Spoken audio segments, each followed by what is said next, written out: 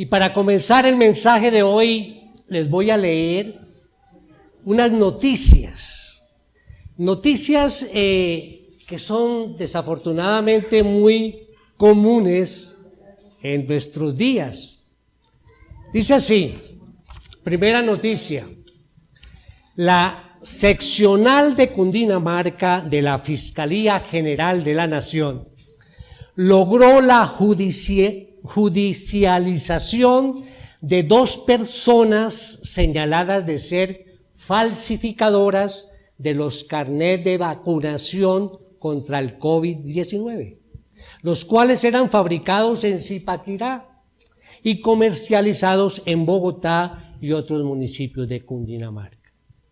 Segunda noticia: investigaciones adelantadas por la Fiscalía General de la Nación y la DIJÍN de la Policía Nacional permitieron la identificación de la que sería una red criminal encargada de la falsificación y distribución de dólares y pesos colombianos falsos en el país.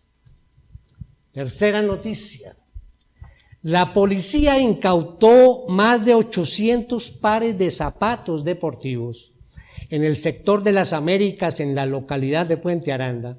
De acuerdo con las autoridades, los locales comerciales en los que fueron hallados los zapatos se dedicaban a la confección y comercialización de todo tipo de zapatos deportivos de marcas reconocidas, falsificadas a muy bajos precios, lo cual hacía evidente la evasión del pago de impuestos, afectando las empresas legalmente constituidas. La última noticia: desde hace al menos 2 años, una pareja de esposos distribuía álgebras de Baldor falsificadas. Las armaban en una imprenta improvisada en el barrio La Fraguita, en la localidad Antonio Nariño. Las autoridades encontraron 8.000 libros, aún sin empastar, que iban a ser comercializados en Bogotá y otras ciudades del país. Uno de los responsables aseguró que modificó ejercicios originales porque estaban mal. Bueno, estas tipo de noticias es muy común. Realmente, desafortunadamente, en nuestro medio cada vez vemos cosas falsificadas, documentos, certificados de estudio, todo tipo de elementos se vienen falsificando, buscando siempre engañar a la gente. Los medicamentos se están falsificando y vemos muchas noticias sobre esto. Ahora, mis hermanos, la Biblia nos indica que hay que tener mucho cuidado con algunas falsificaciones espirituales. Allí en Mateo 7:15 nos dice: cuídense de los falsos profetas que vienen a ustedes con vestidos de ovejas, pero por dentro son lobos rapaces.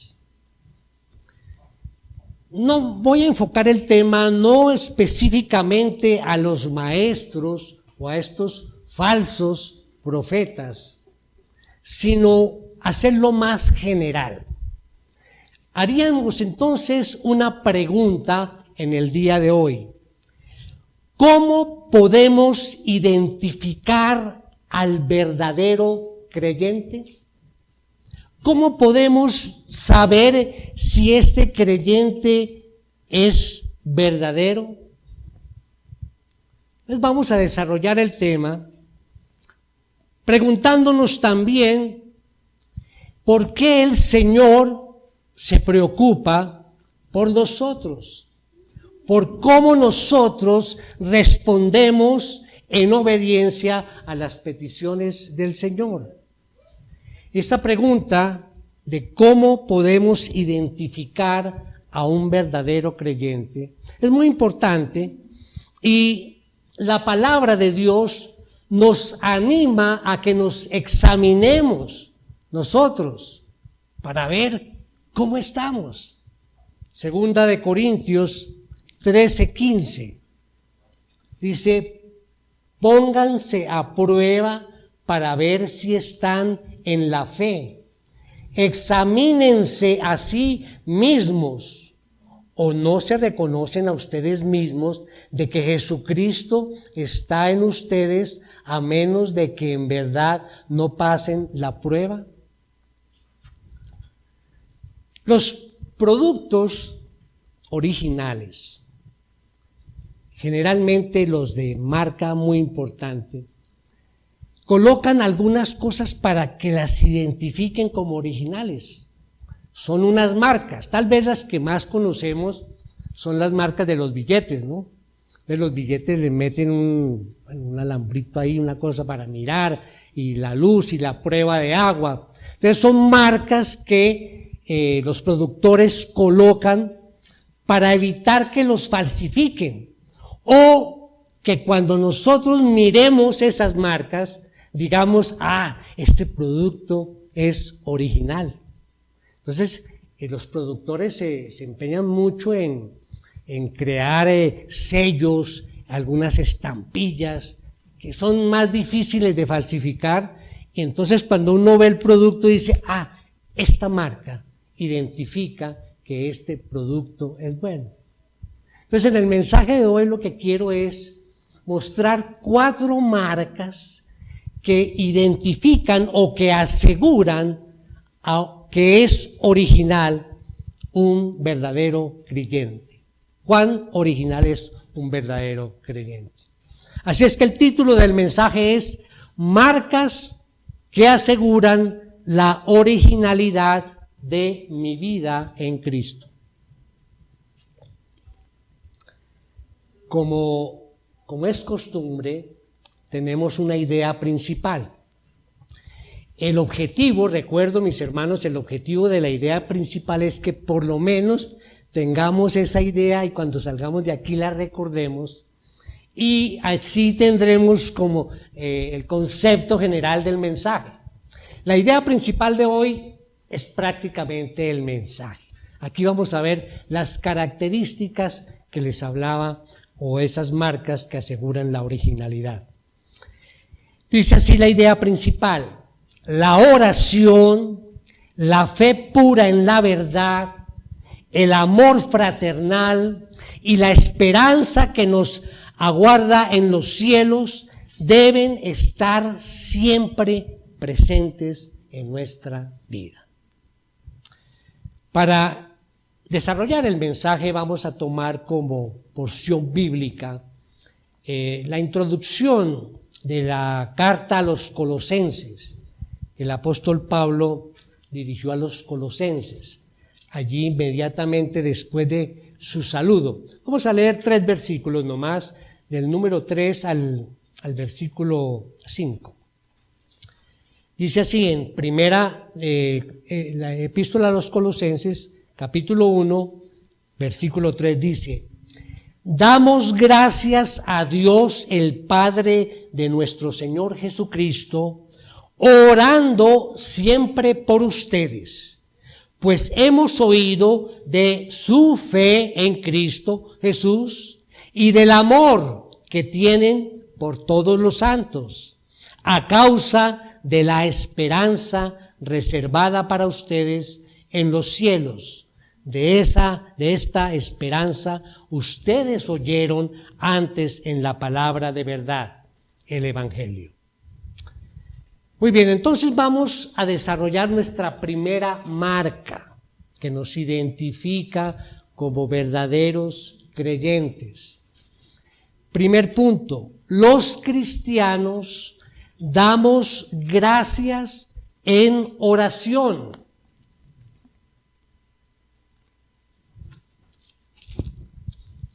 Primer versículo de nuestro texto de estudio. Dice allí Pablo: damos gracias a Dios, el Padre de nuestro Señor Jesucristo, orando siempre por ustedes.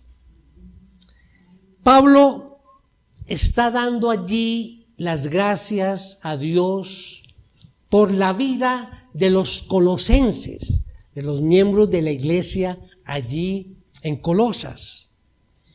Y si da gracias a Dios por ellos, es porque él reconoce que la vida espiritual de los colosenses se debe a una acción divina. Por eso él da gracias a Dios por ellos.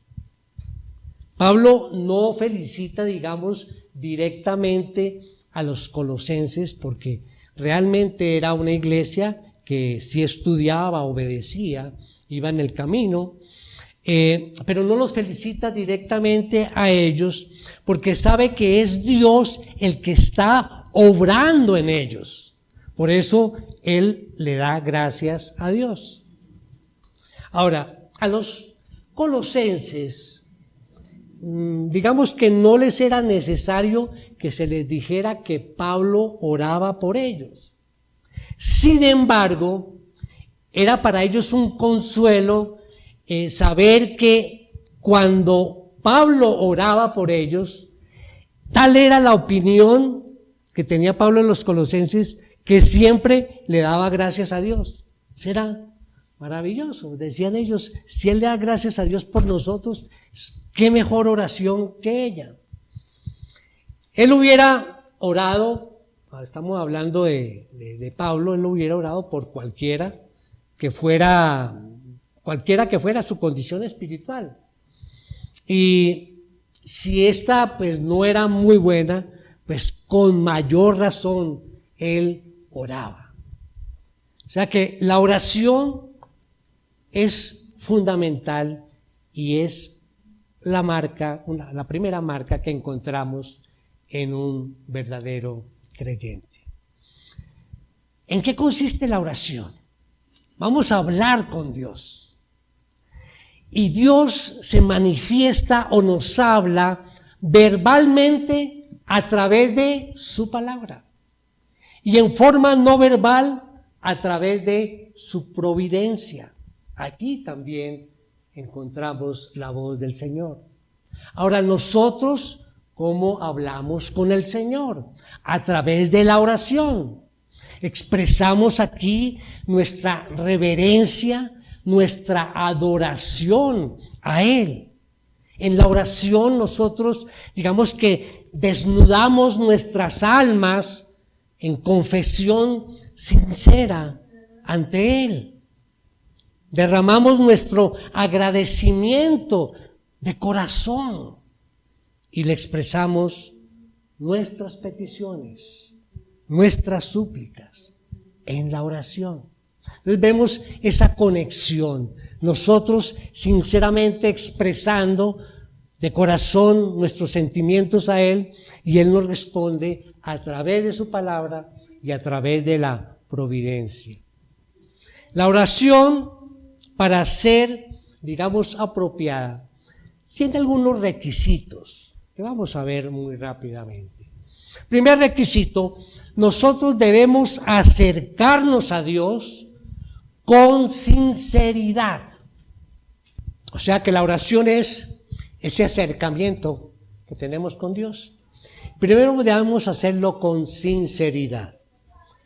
Las frases, esas frases huecas o falsas, son una burla, Dichas oraciones realmente, en vez de ser un momento piadoso, se convierte en un momento de burla, ¿sí? Jesús dijo allí en el Sermón del Monte: y orando no uséis vanas repeticiones como los gentiles, que piensan que por su palabrería serán oídos. Y muchas veces creemos que repitiendo lo mismo varias veces el Señor escucha más, ¿sí? Entonces hay que decir esta palabra o esta frase, repetirla 5 o 10 veces para que Él nos escuche. No, no es así. La palabra vana, que dice aquí, vanas palabrería, la palabra vana significa algo vacío, inútil. Por tanto, Jesús aquí nos está advirtiendo que la repetición inútil de frases en nuestras oraciones, donde no hay sinceridad, esto no ayuda a que sean escuchadas estas oraciones por Dios.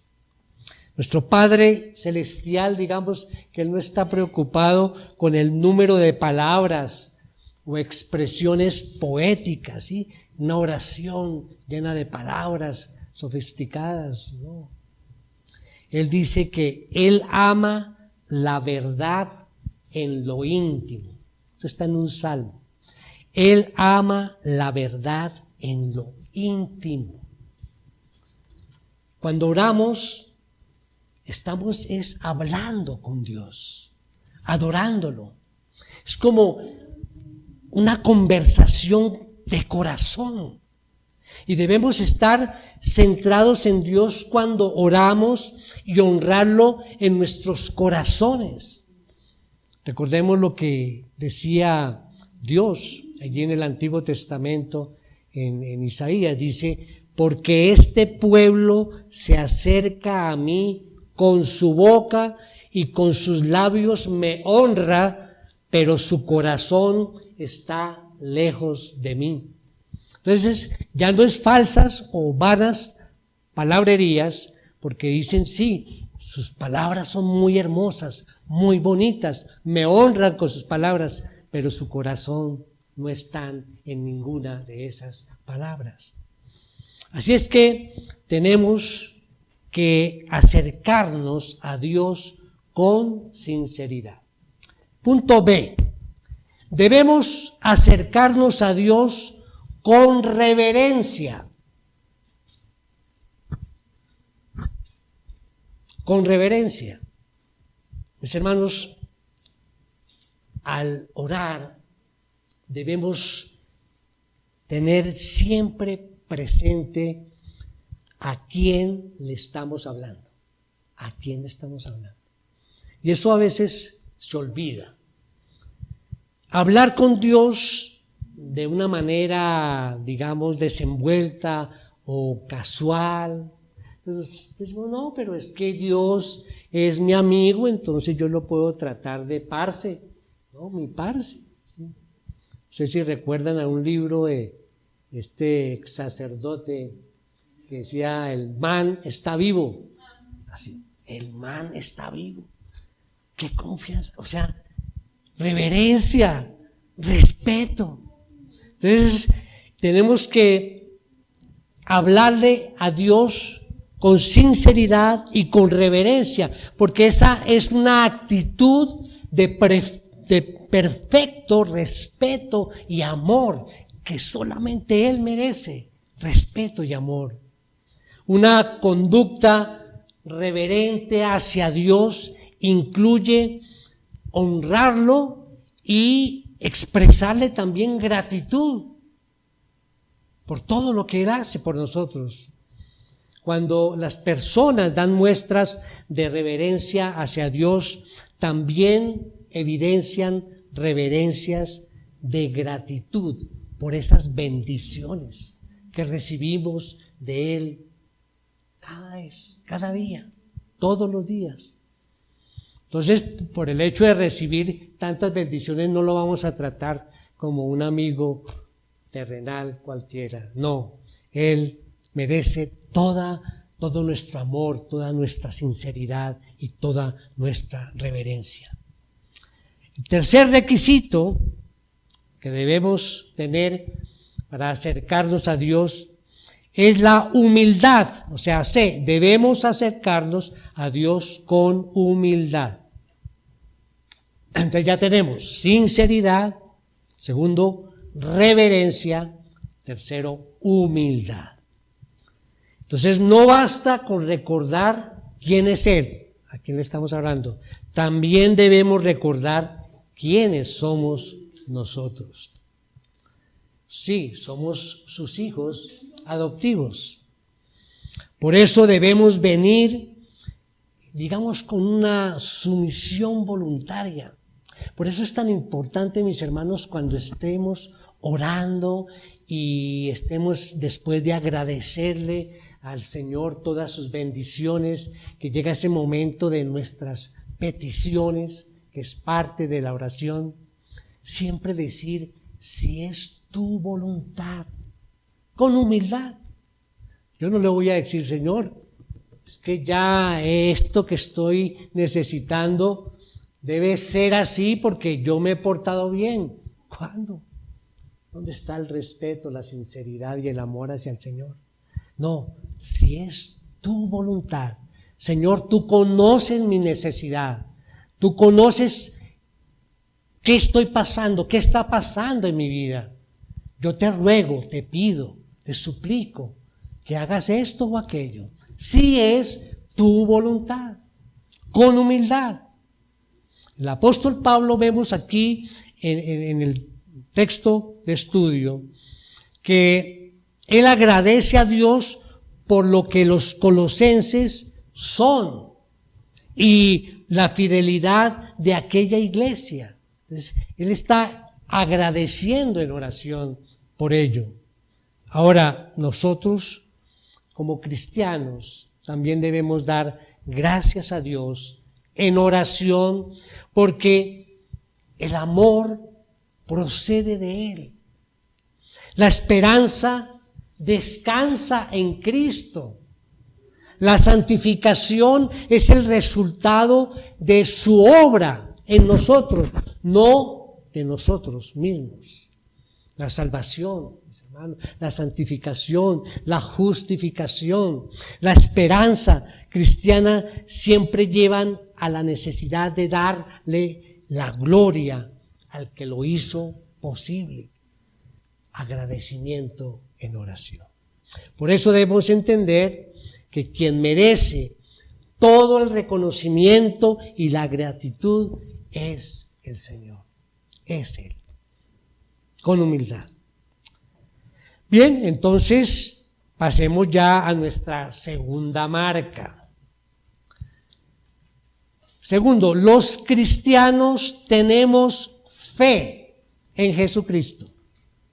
Nuestra idea principal, la oración, la fe pura en la verdad, el amor fraternal y la esperanza que nos es guardada en los cielos deben estar siempre presentes en nuestra vida. Versículo 4 de nuestro texto de estudio. Pues hemos oído de su fe en Cristo Jesús. La fe en Cristo Jesús. Así es que, como punto A, la fe descansa y actúa en Cristo. La fe descansa y actúa en Cristo. La fe por la cual Pablo agradece a Dios no es una fe cualquiera o una creencia religiosa, sino que es una fe que ha sido depositada, que descansa, que actúa en Cristo. Es decir, la verdadera fe es Cristo Jesús. Es Cristo. La verdadera fe, la original, no ninguna copia o ninguna falsificación, va siempre unida a la obediencia. Sí, la fe va unida a la obediencia. Miremos en Juan 3:36. Dice, el que cree en el Hijo tiene vida eterna, pero el que no obedece al Hijo no verá la vida, sino que la ira de Dios permanece sobre él. Si ven, yo dice, el que cree en el Hijo tiene vida eterna, pero debería decir, el que no cree en el Hijo no tiene vida eterna, ¿verdad? Pero dice acá no. El que cree en el Hijo tiene vida eterna, pero el que no obedece al Hijo, no verá la vida, sino que la ira de Dios permanece sobre él. Así es que la fe es fundamental en la vida cristiana. Y en Efesios 2:8 nos dice, porque por gracia ustedes han sido salvados. ¿Por medio de qué? De la fe. Y esto no procede de ustedes, sino que es un don de Dios. Y Hebreos 11:6. Y sin fe es imposible agradar a Dios, porque es necesario que el que se acerca a Dios crea que Él existe y que recompensa a los que lo buscan. Pablo está aquí agradecido a Dios porque la fe de los creyentes allí en Colosas está puesta firmemente en la persona de Jesucristo. Esto obviamente no había sido siempre igual, ¿no? ¿Qué pasó antes? Habían sido allí idólatras. Reconocemos allá en la historia de la iglesia en Colosas, ellos habían sido idólatras y por ende habían puesto su fe en una serie de dioses y de ídolos paganos. Pero cuando llegó el evangelio allí a Colosas, y recordemos la historia de algunos mensajes cuando hablábamos de Epafras, que fue un pastor allí en la iglesia en Colosas. Cuando llegó la fe a ellas, estas personas dejaron de creer en esos ídolos y comenzaron a creer en Cristo. La fe es imprescindible en la vida cristiana. Ese es un medio que tenemos nosotros para agradar a Dios. ¿Cuántos decimos, yo quiero agradar a Dios? Pues tener la fe. Muchos creyentes son capaces de definir la fe, pero son incapaces de vivir la fe. Lo que le agrada a Dios no son los conocimientos intelectuales, sino una vida que dependa continuamente de Él, que viva a Cristo. Debemos vivir a Cristo en esta dinámica de la fe por Él y que el Señor sea siempre la razón absoluta de nuestra vida. Como dice en Filipenses 1:21, pues para mí el vivir es Cristo y el morir es ganancia. Tercera marca. Los cristianos vivimos un amor fraternal. Ya tenemos, primero, gracias en la oración, fe en Jesucristo, amor fraternal. Repetimos nuestra idea principal: la oración, la fe pura en la verdad, el amor fraternal y la esperanza que nos es guardada en los cielos deben estar siempre presentes en nuestra vida. El mismo versículo 4 nos dice, pues hemos oído de su fe en Cristo Jesús y del amor que tienen por todos los santos. Todos los santos. Así es que, frente a la letra A pueden colocar el amor que solo viene del corazón de Cristo. Ese es el amor fraternal, el que viene del corazón de Cristo. Así es que esa es la tercera marca, la marca del amor. Allí se identifica al verdadero creyente. El amor es evidencia visible de esa verdadera fe que estábamos hablando en Cristo. El creyente que pasó de muerte a vida, ya es creyente, ¿verdad? Ama realmente a sus hermanos. Debemos amar a nuestros hermanos, porque ya pasamos de la muerte a vida. Primera de Juan 3:14. Primera de Juan 3:14 dice: nosotros sabemos que hemos pasado de muerte a vida porque ¿qué? Amamos a los hermanos. El que no ama permanece en muerte. Entonces es claro otra marca, el amor a nuestros hermanos, o si no, estamos muertos, dice la palabra. Pasamos a la muerte. El que dice que tiene fe y aborrece a su hermano es un mentiroso. Vamos allí a Primera de Juan 2, del 9 al 11. El que dice que está en la luz y aborrece a su hermano, está aún en tinieblas. El que ama a su hermano permanece en la luz y no hay causa de tropiezo en él. Pero el que aborrece a su hermano está en tinieblas y anda en tinieblas y no sabe a dónde va porque las tinieblas han cegado sus ojos. Muy claro. El amor no distingue entre hermanos. Ama por igual a todos, sin tener en cuenta algunas características humanas o personales.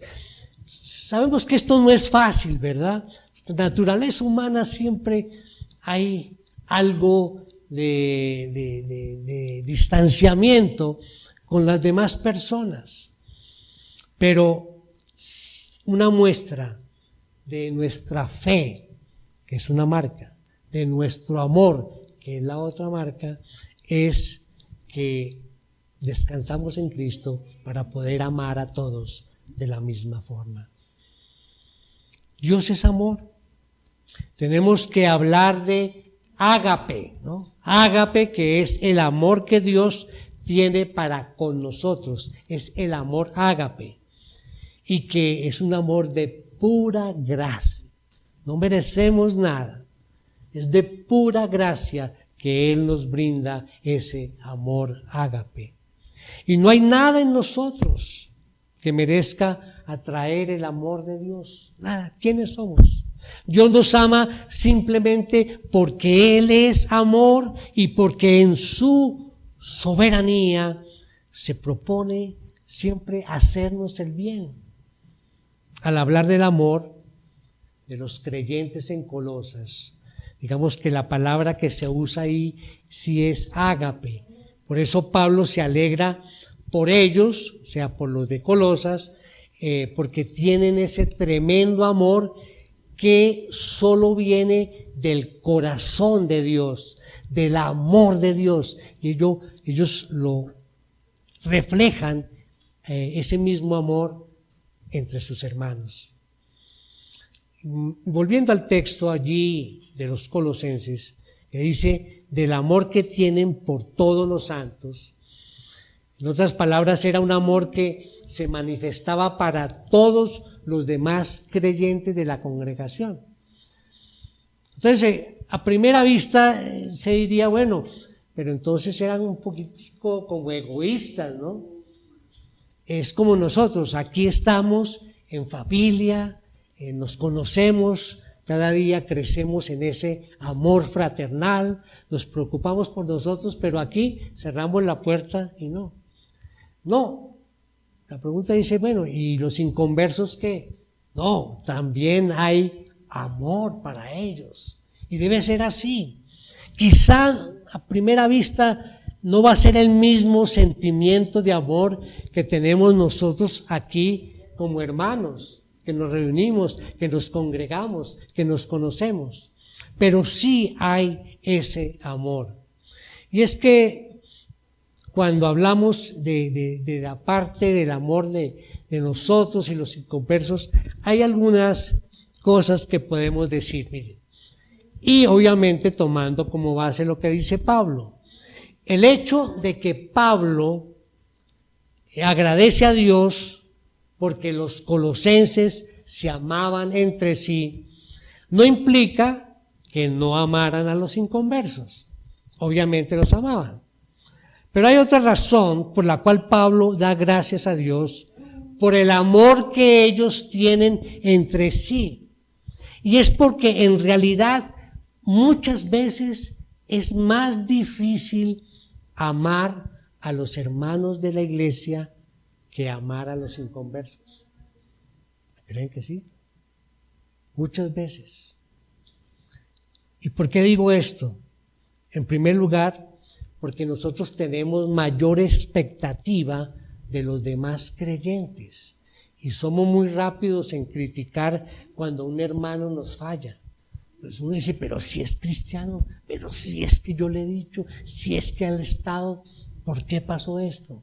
Entonces a veces es más difícil, ¿no? En segundo lugar, porque no podemos elegir quiénes vienen a la iglesia. Seguramente todos quisiéramos que los demás de la iglesia fueran como uno o como nosotros. Eso haría la vida más fácil y nos podríamos amar más fácilmente. Pero, hermanos, es Dios quien decide quién está en la iglesia. Entonces estamos aquí no por la voluntad, es Dios. Dios hoy van a venir y van a reunirse aquí. Es por la misericordia de Dios. El Dios es soberano. Y por eso no siempre es fácil amar a los que son diferentes que nosotros. Y finalmente, otra apreciación sobre esto, lo que impresiona del amor de los colosenses es que era un amor universal. Es para todos los santos, dice allí, ¿no? Para todos, no es solamente el amor entre los de la congregación, sino a todos los santos, es decir, a todos los creyentes, un amor universal. O sea que ellos no seleccionaban a quién iban a amar, no me guardo el derecho de admisión, ¿no? Sino que amaban a todos por igual, reconociendo que los demás eran hijos de Dios igual que ellos. Vamos a la cuarta marca.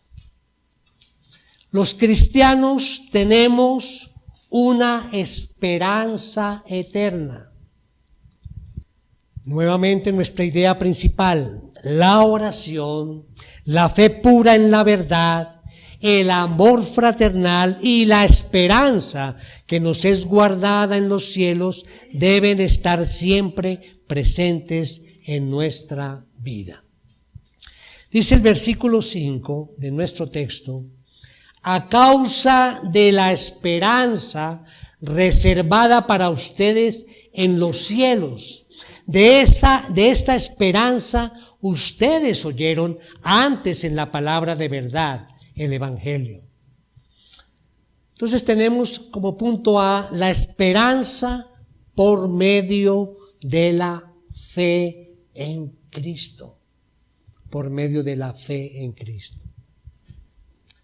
Allí mismo en la carta a los Colosenses, un poco más adelante del texto, en 1:27, nos dice Pablo: a estos Dios quiso dar a conocer cuáles son las riquezas de la gloria, de este misterio entre los gentiles, que es Cristo en ustedes, ¿qué? La esperanza de la gloria. Cristo en ustedes, la esperanza de la gloria. Jesucristo entonces debe ser vida en cada cristiano. La fe, mis hermanos, la fe que hablamos como una de estas marcas, descansa en Cristo. El amor es consecuencia de estar en Cristo. Y la esperanza es la presencia de Cristo en nuestra vida cristiana. Nosotros debemos huir del mundo y refugiarnos en Cristo. Él es el puerto de esperanza. En esta huida hacia lo seguro, debemos aferrarnos a la esperanza, descansando, sustentándose en ella, seguros de que Dios cumple todas sus promesas. Esta esperanza es el recurso necesario para superar las dificultades. ¿Quién tiene dificultades? Ahora mismo, ninguno. Todos tenemos dificultades, quizá de diferente nivel, si vamos a clasificarlo. Pero la esperanza, mis hermanos, es el único recurso necesario para superar esas dificultades y seguir adelante en el camino hacia la perfección, al encuentro con Jesús. Seguir adelante. Él conoce nuestras necesidades, pero tenemos una esperanza mayor al final del camino. Los héroes de la fe que se mencionan allí en la epístola de los Hebreos, uno de ellos es Moisés, y es un ejemplo de lo que quiero referirme hoy como esperanza.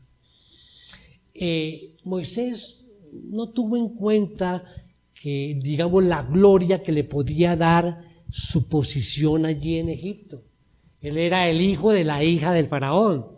Conocemos la historia, ¿no? Él estaba ya en el liderazgo, en el gobierno egipcio. Pero él prefirió, más bien, el maltrato con su pueblo, estar con su pueblo y ser maltratado. Y todas esas cosas que nos parecen absurdas, bueno, pero si estaba bien allá, tenía el poder, podía llegar a ser faraón, creo, o sea, tenía todo, ¿por qué hizo lo que hizo? ¿Sí? Y todas estas cosas absurdas para los hombres son gloriosas para Dios y son bendecidas para Él, porque Él tenía una sola esperanza. Su esperanza no estaba en ser faraón o en ser líder, no, su esperanza la tenía puesta en el Señor. Él miraba era hacia el Señor. Por eso él pasó allí viviendo ignorado en el desierto de Madián, cuidando las ovejas de su suegro. O sea que la causa fundamental era la esperanza, no en las cosas, sino en Dios. Y eso era lo que el ejemplo de Moisés, él estaba allí tranquilo porque él tenía la esperanza de que iba a pasar algo mejor poniendo los ojos en el Señor. El verdadero evangelio bíblico es un mensaje de Dios que proclama esperanza al hombre por medio de la fe en Cristo. Repito, proclama esperanza al hombre por medio de la fe en Cristo. Pues vamos a mirar ese versículo 5.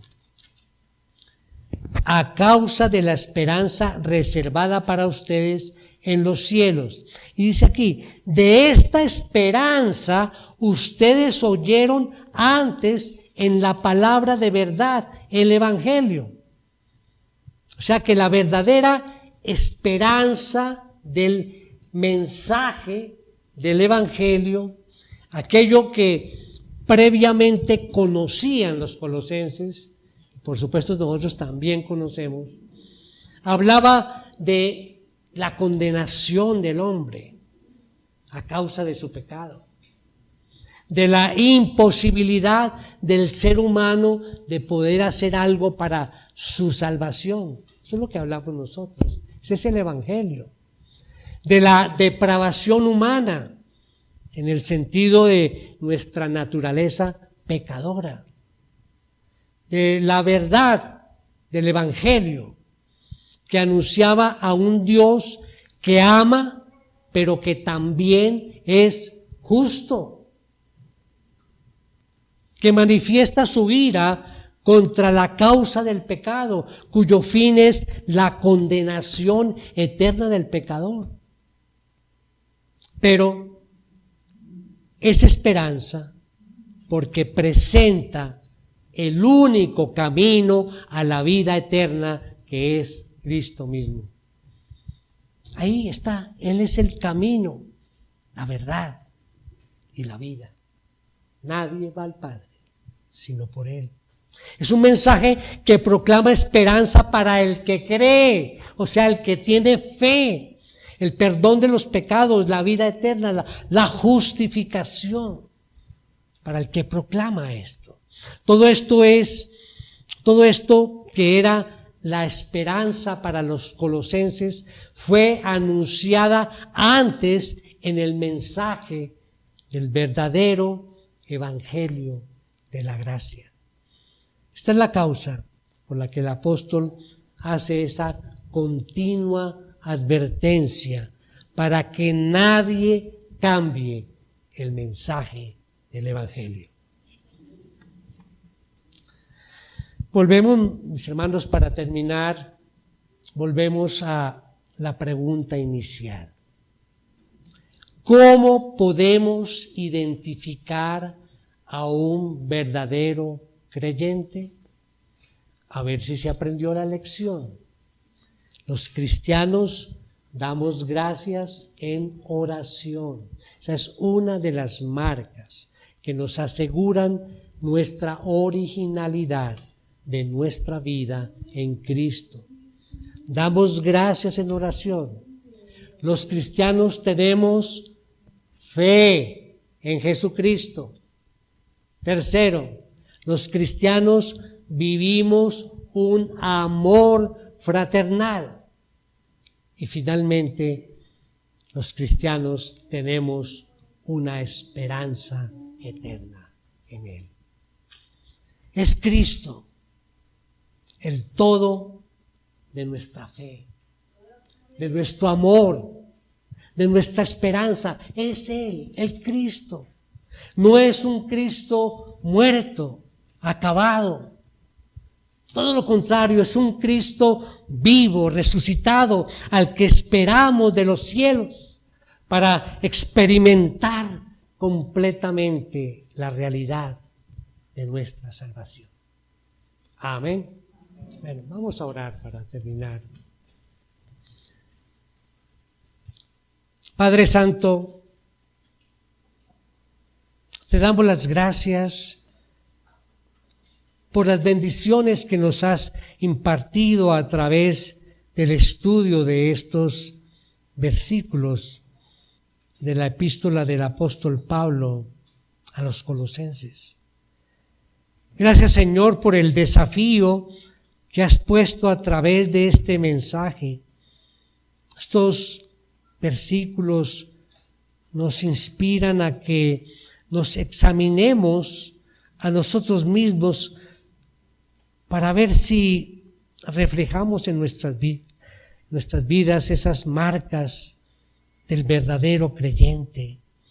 Si realmente damos gracias en la oración, si realmente tenemos fe en Jesucristo, si tenemos ese amor fraternal por nuestros hermanos y si tenemos la esperanza de la vida eterna en Cristo Jesús, por quien hemos orado. Amén.